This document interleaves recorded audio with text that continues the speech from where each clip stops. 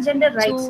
So